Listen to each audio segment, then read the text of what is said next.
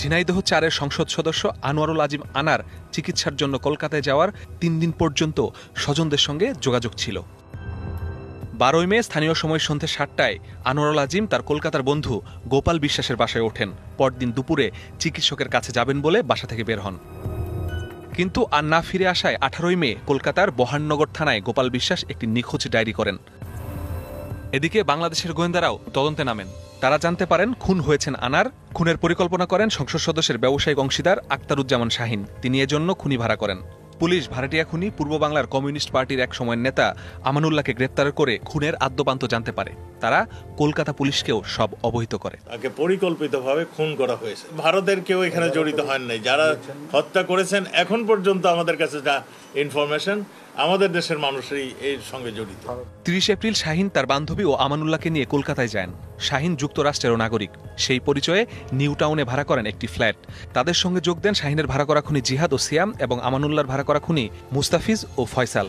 সিয়াম ও জিহাদ পাসপোর্ট ছাড়াই কলকাতায় যায়। সব ঠিকঠাক করে ১০ই মে দেশে ফেরেন শাহীন।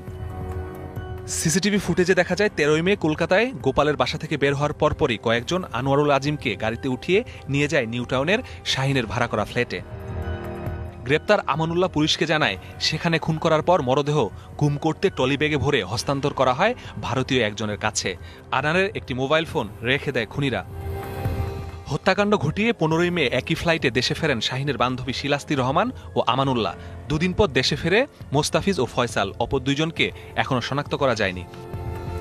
তদন্ত ভিন্ন খাতে প্রবাহিত করতে সংসদ সদস্য আনারের ফোন থেকে আরও ২ জন সংসদ সদস্য সহ বেশ কজনকে মোবাইলে ফোন করা হয়। আমানুল্লাহকে গ্রেপ্তারের পর তার দেয়া তথ্যে গ্রেপ্তার করা হয় শাহীনের কথিত বান্ধবী শিলাস্তি রহমান ও তানভীর নামে আরেকজনকে। আমরা ইন্ডিয়ান পুলিশের সাথে কাজ করছি এবং আমাদের কাছে কয়েকজন আছে, তাদের সাথে আমরা প্রতিক্ষণেই কথা বলছি, অনেক তথ্য পাচ্ছি। শাহীন পেশায় ঠিকাদার। তার বাড়ি ঝিনাইদহের কোটচাঁদপুরে। তিনি সেখানকার মেয়রের ভাই। এমপি আনোয়ারুল আজিমের সঙ্গে ছিল তার ব্যবসায়িক বিরোধ। ঘটনার পর অভিযান চালানো হয় মূল পরিকল্পনাকারী শাহীনের গুলশান ও বসুন্ধরার বাসায়। ওনারা ওই যে ডিবির লোক আসছিল, ম্যানেজার সাহেবরে নিয়ে আসছে।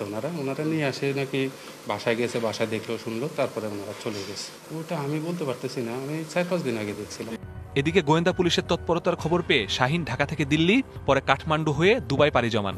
পুলিশ ধারণা করছে বর্তমানে তার অবস্থান যুক্তরাষ্ট্রে। মাসুদ